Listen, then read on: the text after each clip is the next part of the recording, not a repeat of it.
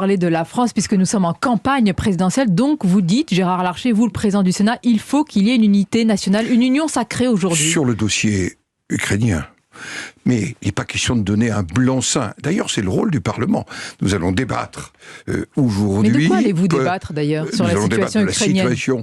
De la situation en Ukraine, de Mais la quels situation sont les tenants et aboutissants de ce en débat ? Europe, du soutien à l'Ukraine, soutien économique, soutien humanitaire, éventuel soutien en termes d'armement.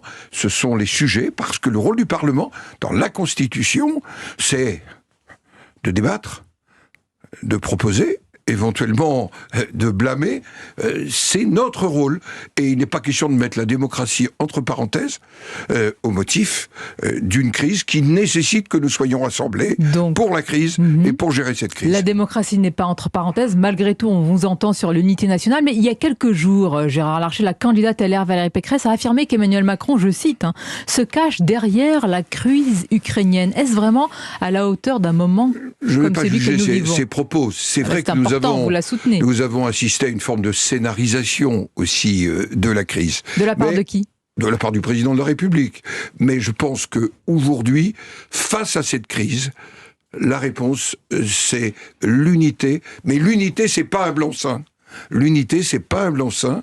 Et voilà pourquoi c'est la responsabilité du Parlement de contrôler, de débattre et de proposer. Pas de blanc-seing, mais est-ce que c'est fini ? Est-ce que la campagne présidentielle est finie, atrophiée, inexistante, balayée ? Aujourd'hui, les candidats à l'élection présidentielle doivent se positionner depuis 6 jours par rapport au dossier ukrainien. Ils ont du mal à exister dans cette séquence. Et en plus, celui qui n'est pas candidat est celui qui a la responsabilité exécutive. C'est quand même un paradoxe. Il faut qu'on soit attentif. Nous sommes maintenant à 5 semaines et demie de l'échéance du premier tour.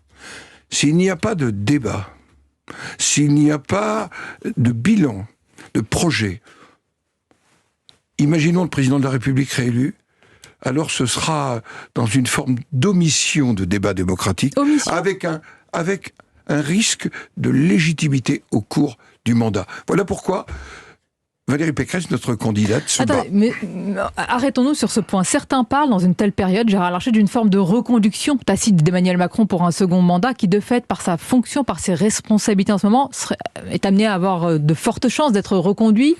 Nous verrons. Nous verrons le 10 avril les résultats du premier tour et nous verrons ensuite le 24 avril. Moi, je réclame réellement qu'il y ait débat.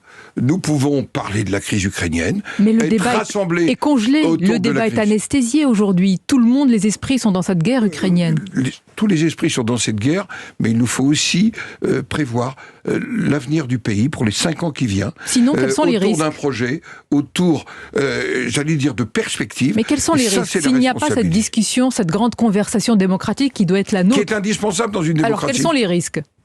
Les risques, c'est quelques mois après qu'il y ait des crises de légitimité. Voilà pourquoi ce débat doit avoir lieu et il doit être engagé. Et voilà pourquoi notre candidate, ma candidate, Valérie Pécresse, poursuit avec détermination sa campagne. Détermination, mais